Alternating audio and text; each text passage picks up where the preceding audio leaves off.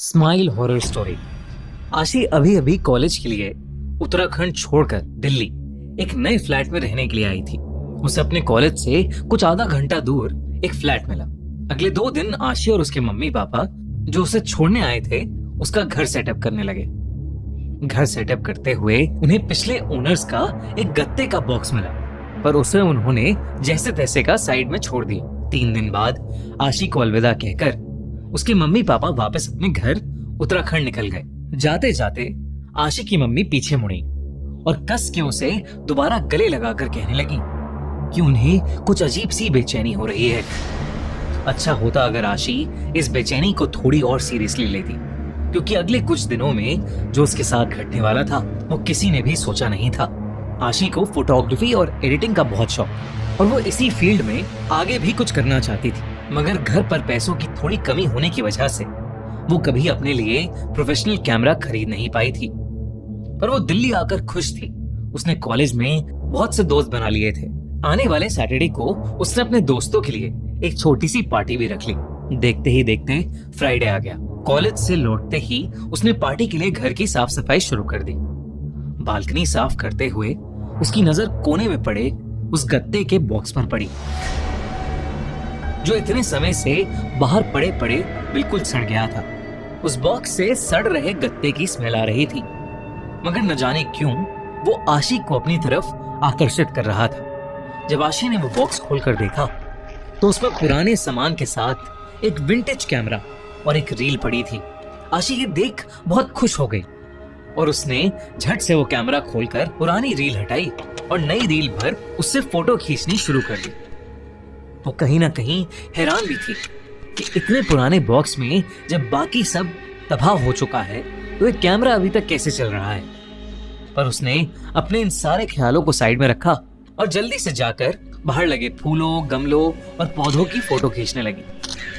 आशी के फ्लैट के ठीक सामने एक बूढ़ी आंटी मिसेस कौशिक रहती थी, जो हर सुबह उसे कॉलेज जाते समय गुड मॉर्निंग कहा करती। उन्हीं आंटी और उनकी बिल्ली को बालकनी पर देख आशी ने उनकी भी कुछ फोटोज खींची और सोचा कि उन तस्वीरों को वो डेवलप करवाकर आंटी को गिफ्ट करेगी। अगले दिन सुबह सुबह आशी ने पास के एक फोटो स्टूडियो से सारी तस्वीरें डेवलप करवाई और एक एनवेलप में डालकर सीधा मिसेस कौशिक के पास चली गईं, जिन्हें वो फोटोज बहुत ज्यादा पसंद आई। जब आशी घर लौटी तो उसने बाकी तस्वीरों को भी देखना शुरू किया और हर तस्वीर में उसे एक बहुत ही अजीब चीज नोटिस हुई। उस कैमरा से ली गई हर तस्वीर के बैकग्राउंड में कहीं ना कहीं एक बहुत ही धुंधला सा साया था, जिसके मुंह पर एक मुस्कान थी। उन फोटोज को देखते देखते आशी उनमें कहीं खो सी गई। उसे ऐसा लगने लगा कि जैसे उस साये की मुस्कान धीरे धीरे हर तस्वीर में बढ़ती जा रही है और हर दूसरी तस्वीर में वो कैमरा के करीब आता जा रहा है। तभी अचानक आशी के घर की घंटी बजी। जब आशी ने दरवाजा खोला तो वहां उसके दोस्त खड़े थे। सैटरडे आ चुका था और उसके दोस्त हाउस पार्टी के लिए पहुंच गए थे, पर आशी को अपनी तबीयत थोड़ी खराब लग रही थी, इसलिए उसने पार्टी कैंसिल कर दी और अपने फ्रेंड्स को वापस भेज दिया। जब वो अपने कमरे में वापस आई तो उसका ध्यान फिर से उस कैमरे पर गया। आशी ने इस बार उस कैमरे से खुद की शीशे में थोड़ी तस्वीरें खींची। तभी अचानक उस शीशे पर एक क्रैक बनने लगा। ये देखकर आशी के हाथ से वो कैमरा छूट गया।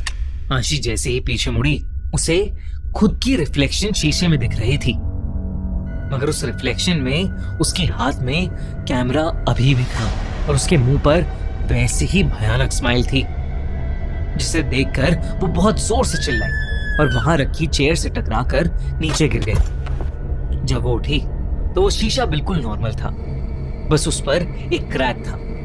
उसे लगा ये सब उसका वहम है, इसलिए वो चुपचाप जाकर सो गई।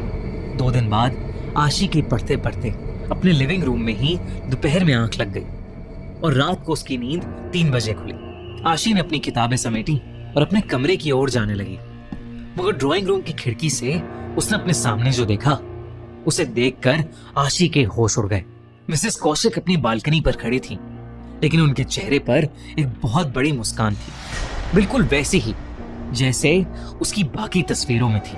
आशी वहीं जम गई, जैसे वो अपना पूरा जोर लगा रही हो। मगर वो वहां से हिल ही नहीं पा रही थी। देखते ही देखते मिसेस कौशिक के पीछे से एक हाथ निकला जिसमें एक कांच का टुकड़ा था और उस हाथ ने उनके गले पर जानलेवा हमला कर दिया। आशी चिल्लाना चाहती थी मगर उसके मुंह से कोई आवाज ही नहीं निकल पाई।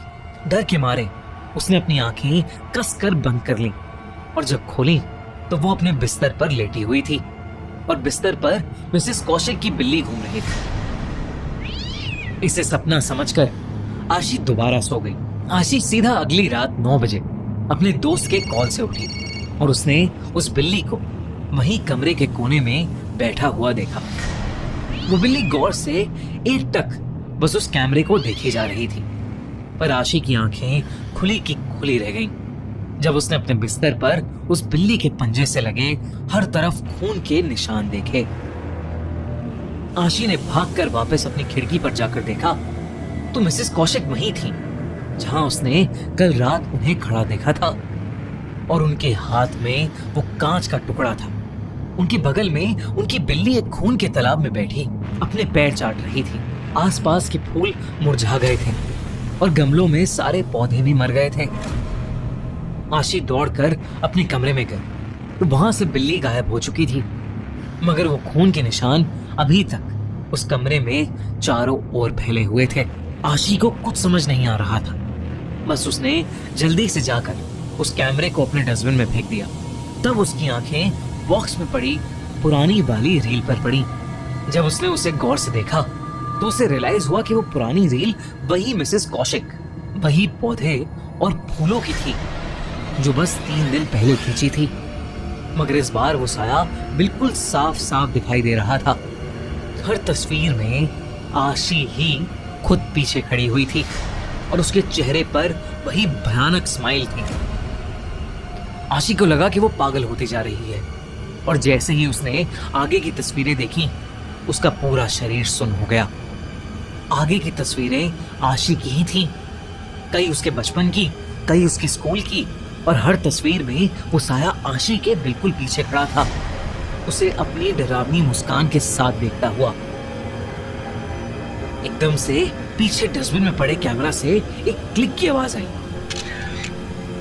मगर पीछे कुछ भी नहीं था। और तब आशी ने उस रील की आखिरी तस्वीर देखी और वो आखिरी तस्वीर भी आशी की थी, ड्राइंग रूम में हाथ में रील लिए डस्टबिन में से खिंची हुई फोटो। मगर उस फोटो की सबसे डरावनी बात ये थी कि फोटो में आशी के बिल्कुल सामने मिसेस कौशिक और बहुत सारे ऐसे ही लोग एक लंबी भयानक स्माइल के साथ खड़े थे। कांपते कांपते आशी ने ऊपर देखा तो वही साया आशी के ठीक सामने आकर जोर से चिल्लाया, स्माइल।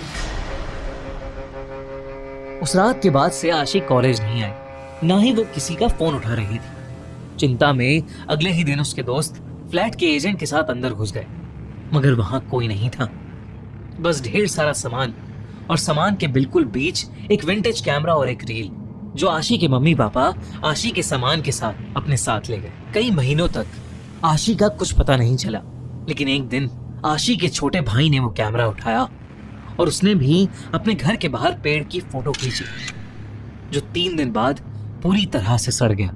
जब उसके छोटे भाई ने वो फोटो डेवलप कराई तो उसे दिखा कि उस पेड़ के पीछे आशी खड़ी थी।